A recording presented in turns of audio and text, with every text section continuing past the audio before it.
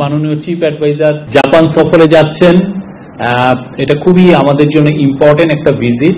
উনি সেখানে নিকেই ফোরাম আছে এবং জাপানি প্রাইম মিনিস্টার শিগেরু ইসাবার সাথে ওনার বায়োলেটারাল মিটিং আছে এবং সেই মিটিংটা আমরা খুবই ইম্পর্টেন্ট একটা মিটিং বাংলাদেশের কনটেক্সটে।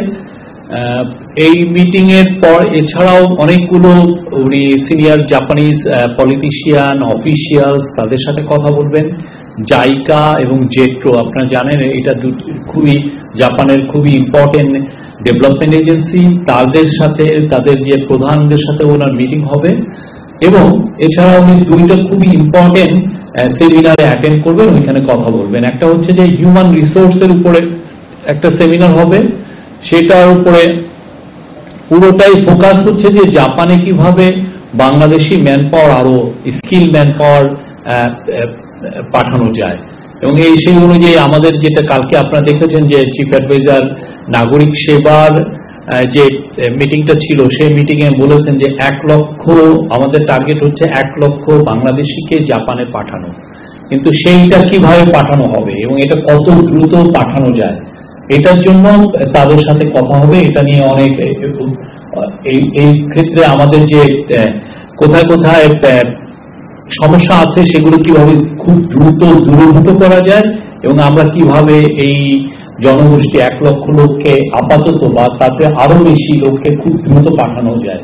তো একটা বড় জায়গা আইডেন্টিফাই করা হয়েছে যে ল্যাঙ্গুয়েজ ট্রেনিং, যে দেখা যাচ্ছে যে আমাদের এখান থেকে যারা যাচ্ছেন জাপানে তারা যে ল্যাঙ্গুয়েজটা ট্রেনিং করে যাচ্ছেন সেটা ইনঅ্যাডিকুয়েট এবং ফলে তারা খুব স্কিল লেবার হিসেবে স্কিল ওয়ার্কার হিসেবে কাজ পাচ্ছেন না। তো সেই জন্য এখানে কিভাবে ল্যাঙ্গুয়েজ ট্রেনিংটা খুব দ্রুত দেওয়া যায় এবং এটাকে জাপানে এটাকে বলা হচ্ছে N4। আমরা যেটা এখানে যারা ল্যাঙ্গুয়েজ ট্রেনিং নিচ্ছেন তারা হচ্ছে N5। আমরা যাতে N4 এই ল্যাঙ্গুয়েজ ট্রেনিংটা আমরা দিয়ে জাপানে বাংলাদেশের বিপুল জনগোষ্ঠীকে পাঠাতে পারি, সেটার উপরে চিফ অ্যাডভাইজারের পুরো এই হিউম্যান রিসোর্সেস সেমিনার বা এটা নিয়ে সংক্রান্ত অনেকগুলো মিটিং হবে, কথা হবে।